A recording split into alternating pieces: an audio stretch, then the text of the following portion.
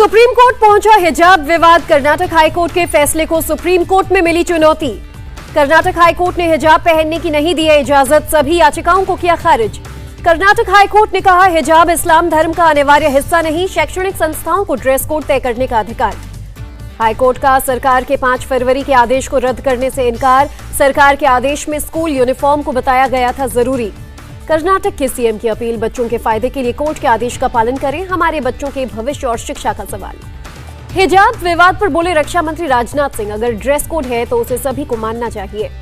केंद्रीय संसदीय कार्य मंत्री प्रहलाद जोशी ने हाईकोर्ट के फैसले का किया स्वागत, शांति का माहौल बनाए रखने की अपील। महबूबा मुफ्ती ने फैसले पर जताई निराशा, बोली एक तरफ लड़कियों के सशक्तिकरण की बात तो दूसरी तरफ नहीं दे रहे पसंद का अधिकार। एआईएमआईएम चीफ ओवैसी ने जताई आशंका, हाईकोर्ट के फैसले के बाद हिजाब पहनने वाली महिलाओं को किया जाएगा टारगेट। केरल के राज्यपाल आरिफ मोहम्मद खान का बयान, जो समाज महिलाओं को पीछे धकेलता है उसे होता है नुकसान। तेलंगाना के सीएम केसीआर ने विधानसभा में उठाया हिजाब का मुद्दा, कहा सरकार को इससे क्या लेना देना, कौन क्या पहनता है। सपा सांसद शफीकुर रहमान बर्क ने हाईकोर्ट के फैसले को इस्लाम के खिलाफ बताया, इस्लाम में जरूरी है हिजाब। हाईकोर्ट के फैसले के बाद यादगीर जिले में 11 छात्रों ने छोड़ा स्कूल, कोर्ट के फैसले का जताया विरोध। कर्नाटक हाईकोर्ट के फैसले के खिलाफ चेन्नई में भी विरोध प्रदर्शन, न्यू कॉलेज के छात्रों ने किया विरोध। उडुपी में बुधवार से खुलेंगे स्कूल और कॉलेजेस, जारी रहेगा धारा 144, विरोध प्रदर्शन और जुलूसों पर रोक। यूपी में सरकार गठन को लेकर हलचल तेज, योगी आदित्यनाथ बुधवार को जाएंगे दिल्ली। यूपी में सरकार गठन को लेकर बड़ी बैठक, जेपी नड्डा, अमित शाह और योगी आदित्यनाथ करेंगे मंथन। 20 या 21 मार्च को लखनऊ जाएंगे गृह मंत्री अमित शाह, उसके अगले दिन होगा यूपी सरकार का शपथ ग्रहण। ईवीएम पर सवाल उठाने वालों को अपर्णा यादव का जवाब, बोली विपक्ष अपनी सुविधा के हिसाब से बयान देता है। यूपी में हार के बाद मायावती पर भड़के ओपी राजभर, कहा बीजेपी और बीएसपी के मेल से यूपी में बड़ा खेल हुआ। यूपी में मिली हार के बाद कांग्रेस महासचिव प्रियंका गांधी ने की समीक्षा बैठक, यूपी कांग्रेस के नेता और पदाधिकारी शामिल। 5 राज्यों में कांग्रेस की हार पर सोनिया गांधी का बड़ा एक्शन, यूपी उत्तराखंड समेत 5 राज्यों के कांग्रेस अध्यक्षों का इस्तीफा। कांग्रेस नेता रणदीप सुरजेवाला ने कहा 5 राज्यों में कांग्रेस नए सिरे से संगठन तैयार करेगी। उत्तराखंड कांग्रेस प्रेसिडेंट गणेश गोदयाल ने पद से इस्तीफा दिया, हार की नैतिक जिम्मेदारी ली। उत्तराखंड में नई सरकार को लेकर दिल्ली में बैठक, मीटिंग में जेपी नड्डा, पुष्कर सिंह धामी, मदन कौशिक और बीएल संतोष रहे मौजूद। उत्तराखंड में सीएम की रेस में पुष्कर धामी सबसे आगे, धन सिंह रावत और रितु खंडूरी का नाम भी चर्चाओं में। टिकट बेचने के आरोप लगने के बाद दुखी कांग्रेस नेता हरीश रावत, पार्टी से खुद अपना निष्कासन की मांग। प्रचंड जीत के बाद हुई बीजेपी संसदीय दल की पहली बैठक, पीएम का हुआ अभिनंदन, जेपी नड्डा, अमित शाह रहे मौजूद। संसदीय दल की बैठक में पीएम ने परिवारवाद को बताया लोकतंत्र का दुश्मन, कहा देश में परिवारवाद के खिलाफ माहौल। कपिल सिब्बल के बयान पर कांग्रेस में घमासान, मल्लिकार्जुन खड़गे बोले इस बात से दुख पार्टी में अपनी बात न कहकर मीडिया में कही। कांग्रेस नेता अधीर रंजन ने भी लगाए आरोप, कपिल सिब्बल और G23 नेताओं को बताया एहसान फरामोश। सिब्बल ने कहा था घर की जगह सबकी कांग्रेस हो। राजस्थान के सीएम का सिब्बल पर तंज, कहा वो कांग्रेस के एबीसी नहीं जानते, कांग्रेसी कल्चर वाले व्यक्ति ही नहीं है। संदीप दीक्षित का पार्टी नेतृत्व पर सवाल, कहा अगर लगता है कि उनकी वजह से हार हुई तो इस्तीफा देना चाहिए। बुधवार को फिर होगी G23 की बैठक, कपिल सिब्बल के घर डिनर पर होगी बातचीत। जेडीयू अध्यक्ष शरद यादव को 15 दिन के अंदर खाली करना होगा सरकारी बंगला, दिल्ली हाईकोर्ट ने दिया आदेश। पीएम मोदी ने द कश्मीर फाइल्स का किया जिक्र, कहा ऐसी फिल्मों के सामने सच लाते हैं, कश्मीर के सच को दबाने की हुई थी कोशिश। पीएम मोदी ने कहा फ्रीडम ऑफ एक्सप्रेशन का झंडा लेकर घूमने वालों की जमानत बौखलाई, तथ्यों पर समीक्षा करने के बजाय षड्यंत्र में जुटे। फारूक अब्दुल्ला बोले जरूरी नहीं कि हर फिल्म सच्ची हो, सच जानना है तो सरकार तत्कालीन गवर्नर जगमोहन की फाइल खोले। केंद्रीय मंत्री गिरिराज सिंह का तंज, कहा लगता है कांग्रेसी नेता द्विराष्ट्र के सिद्धांत पर चल रहे हैं। उत्तर प्रदेश और उत्तराखंड में टैक्स फ्री हुई फिल्म द कश्मीर फाइल्स, सरकार ने किया ऐलान। हिमाचल प्रदेश में भी film the Kashmir files tax free हुई, सीएम जयराम ठाकुर ने लोगों से फिल्म देखने की अपील की। अभिनेत्री कंगना रनौत ने विवेक अग्निहोत्री की तारीफ की, कहा बॉलीवुड के किए हुए पाप धुल गए। गलती से मिसाइल पाकिस्तान में गिरने पर संसद में रक्षा मंत्री का बयान, कहा सरकार ने उच्च स्तरीय जांच के आदेश दिए। राजनाथ सिंह ने कहा हमारा मिसाइल सिस्टम अत्यंत सुरक्षित और भरोसेमंद, अगर कोई खामी मिली तो दूर करेंगे। अमेरिका ने मिसाइल पाकिस्तान में गिरने पर भारत को दी क्लीन चिट, कहा संयोग से ऐसा होने के अलावा कोई दूसरा सबूत नहीं। लोकसभा में गृह राज्य मंत्री नित्यानंद राय का बयान, आपदा में तत्काल मदद के लिए 25 राज्यों में 6000 आपदा मित्रों को ट्रेनिंग दी गई। देश में एनआरसी लागू करने पर अभी भी कोई फैसला नहीं लिया गया, गृह राज्य मंत्री नित्यानंद ने लोकसभा में दी जानकारी। नक्सली हिंसा मामलों में 77% की कमी आई, संसद में गृह मंत्रालय का बयान। साल 2021 में जम्मू कश्मीर में हुए आतंकी हमलों और मुठभेड़ में 42 सुरक्षा कर्मियों की गई जान, 117 घायल। एलजी मनोज सिन्हा ने जम्मू कश्मीर बजट की तारीफ की, कहा बजट से मोदी सरकार की जम्मू कश्मीर के विकास की प्रतिबद्धता झलकती है। भारत ने दुनिया के 98 देशों को कोरोना वैक्सीन के 16 करोड़ 29 लाख डोज सप्लाई किए, संसद में सरकार ने दी जानकारी। भारत में बुधवार से 12 से 14 आयु वर्ग के बच्चों को वैक्सीनेशन अभियान शुरू, कोर्बीवैक्स के इस्तेमाल को मिली इजाजत। 12 से 14 साल के बच्चों के लिए केंद्र का सभी राज्यों को निर्देश, वैक्सीनेशन कैंप लगाएं और ट्रेंड करें। कोविड वर्किंग ग्रुप के चेयरमैन एनके अरोरा ने 12 से 14 आयु वर्ग के बच्चों में संक्रमण का खतरा बताया, कहा चीन, सिंगापुर में बढ़ रहे मामले। भारतीय थल और वायुसेना ने प्रायद्वीपीय भारत में 14 और 15 मार्च को किया हवाई अभ्यास, कॉम्बैट फ्री फॉल और एकीकृत ड्रिल किया गया।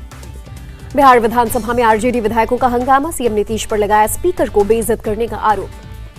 तेजस्वी यादव ने विधानसभा में नीतीश के व्यवहार को बताया निंदनीय, मुख्यमंत्री स्पीकर को डांट लगाएं तो नहीं बचेगा लोकतंत्र। बॉम्बे हाईकोर्ट से नवाब मलिक केस को झटका, रिहाई का आदेश देने और मनी लॉन्ड्रिंग केस में दर्ज एफआईआर रद्द करने से इनकार। देवेंद्र फडणवीस का महाराष्ट्र सरकार पर अटैक, नवाब मलिक की अर्जी खारिज होने के बाद क्या दाऊद के दबाव में सरकार नहीं ले रही इस्तीफा। केंद्रीय मंत्री नारायण राणे और उनके पुत्र की अग्रिम जमानत अर्जी पर सुनवाई पूरी, बुधवार को फैसला सुनाएगा मुंबई की डिंडोशी कोर्ट। लखीमपुर खीरी कांड के आरोपी आशीष मिश्रा की जमानत रद्द करने का मामला, बुधवार को सुप्रीम कोर्ट में होगी सुनवाई। चेन्नई के सरकारी अस्पताल में सीएम स्टालिन ने एडवांस्ड रोबोटिक सर्जरी सेंटर का किया उद्घाटन। असम सरकार ने अब तक 732 लोगों को सुरक्षा घेरा हटाया, सीएम का बयान, पिछले साल के मुकाबले क्राइम में 30% की आई है गिरावट। असम के सीएम का बयान, धान की खरीद का करेंगे विकेंद्रीकरण, 2 साल के अंदर किसानों के धान की होगी खरीद। राजीव गांधी की हत्या का एक दोषी एजी पेरारीवेलन जेल से रिहा, 9 मार्च को सुप्रीम कोर्ट ने दिया था आदेश। जालंधर में कबड्डी खिलाड़ी संदीप सिंह नंगल की गोली मारकर हत्या, कबड्डी टूर्नामेंट के दौरान अज्ञात बदमाशों ने की ताबड़तोड़ फायरिंग। छत्तीसगढ़ के दंतेवाड़ा में नक्सलियों से मुठभेड़, सुरक्षा बलों ने 2 महिला नक्सलियों को मार गिराया। यूपी में फिर एक्शन में योगी का बुलडोजर, मोस्ट वांटेड बदन सिंह के मेरठ ठिकानों पर चला बुलडोजर। पुलिस ने बदन सिंह के कब्जे में ली जमीन खाली करवाई, 2.5 लाख का इनामी क्रिमिनल फरार। झारखंड के सीएम हेमंत सोरेन ने किया विधानसभा में होली समारोह का आयोजन, सत्ता और विपक्ष के विधायक हुए शामिल। 17 मार्च को गोरखपुर जाएंगे योगी आदित्यनाथ, जीत के बाद गोरखपुर में मनाएंगे होली। एमपी के सीएम शिवराज सिंह ने झाबुआ में आयोजित भगोरिया उत्सव में लिया हिस्सा, स्थानीय लोगों के साथ जमकर थिरके। पीएम मोदी ने यूक्रेन से भारतीयों को निकालने में शामिल दूतावास के अधिकारियों से की बात। यूक्रेन संकट पर विदेश मंत्री जयशंकर का राज्यसभा में बयान, 22,500 नागरिक सुरक्षित घर लौटे। विदेश मंत्री ने बताया पीएम के निर्देश पर चुनौतीपूर्ण निकासी अभियान चलाया गया, 35 राज्यों और केंद्र शासित प्रदेशों के बच्चों को निकाला। ऑपरेशन गंगा के तहत 90 उड़ानें संचालित की गई थी, जिसमें से 76 सिविल और 14 इंडियन एयरफोर्स की थी। 24/7 चला था रेस्क्यू अभियान। विदेश मंत्री बोले सूमी से लोगों को निकालना था चुनौतीपूर्ण, पीएम ने खुद रूस और यूक्रेन के राष्ट्रपतियों से बात कर रास्ता बनवाया। खेरसौन में फंसे 3 भारतीयों को सुरक्षित निकाला गया, मॉस्को से भारत के लिए रवाना। यूक्रेन को लेकर बुधवार को कैबिनेट मामलों की सुरक्षा समिति की बैठक, हालात पर करेगी चर्चा। रूसी मीडिया का दावा, राष्ट्रपति जेलेंस्की ने नाटो में शामिल नहीं होने की शर्त मंजूर की। रूस और यूक्रेन के बीच बातचीत जारी रहेगी, राष्ट्रपति जेलेंस्की ने कहा, दोनों देशों के प्रतिनिधियों के बीच सोमवार को अच्छी चर्चा हुई। ब्रिटेन के पीएम बोरिस जॉनसन ने दिया यूक्रेन की मदद जारी रखने का भरोसा, कहा रूस पर आर्थिक प्रतिबंध और कड़े किए जाएंगे। यूक्रेन पर जंग का 20वां दिन, रूस ने पश्चिम यूक्रेन के रिवने शहर में टीवी टावर पर किया हमला, 19 लोगों की मौत, 9 घायल। कीव में बीच सड़क पर रूस का हवाई हमला, एक ट्रॉम बना रॉकेट का शिकार, सीसीटीवी में कैद हुआ धमाका। रूस ने यूक्रेन बख्तरबंद पर ड्रोन अटैक का वीडियो जारी किया, 2 यूक्रेनी बख्तरबंद को तबाह करने का दावा। कीव में रिहायशी इलाकों को निशाना बना रही रूसी सेना, 2 बहुमंजिला इमारतें क्षतिग्रस्त। यूक्रेनी सेना का दावा, अब तक रूस के 13,500 से ज्यादा सैनिक मारे गए, 81 एयरक्राफ्ट और 404 टैंकों को किया ध्वस्त। चीन ने रूस को किसी भी तरह की सैन्य सहायता देने से किया इनकार, अमेरिका पर गलत जानकारी फैलाने का लगाया आरोप। रूसी हमले के बाद यूक्रेन से अभी तक 30 लाख से ज्यादा लोगों ने किया पलायन, the International Organization for Migration ने दी जानकारी। भारत ने अफगानिस्तान को मदद की चौथी खेप भेजी, अटारी वाघा बॉर्डर से 2000 टन गेहूं भेजा।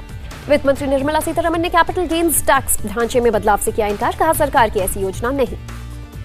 शेयर बाजार में मंगलवार को गिरावट दर, सेंसेक्स 709 अंक लुढ़का, निफ्टी में 208 अंक की गिरावट। अमेरिकी डॉलर के मुकाबले रुपए में 6 पैसे की गिरावट, 1 डॉलर की कीमत 76 रुपए 70 पैसे। श्रीलंका सीरीज खत्म होने के बाद मुंबई पहुंची टीम इंडिया, सभी खिलाड़ी अपने अपने फ्रेंचाइजी कैंप में हुए शामिल। आईसीसी ने जारी की महिला वनडे रैंकिंग। मिताली राज 3 पायदान खिसककर 7वें स्थान पर पहुंची। स्मृति मंधाना 11वें पर।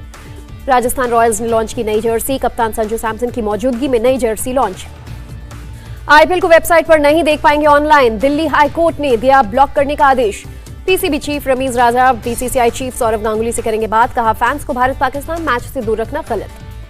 शाहरुख खान ला रहे हैं अपना OTT platform SRK+। Salman Khan ने ट्वीट किया, आज की पार्टी तेरी तरफ से। सलमान खान ने शेयर किया अजय देवगन की फिल्म रनवे 34 का टीजर। 29 अप्रैल को ईद के मौके पर होगी रिलीज। इंडिया टीवी हर वक्त हर जगह डाउनलोड करने के लिए सर्च करें India TV news Google play store या ऐप स्टोर पर।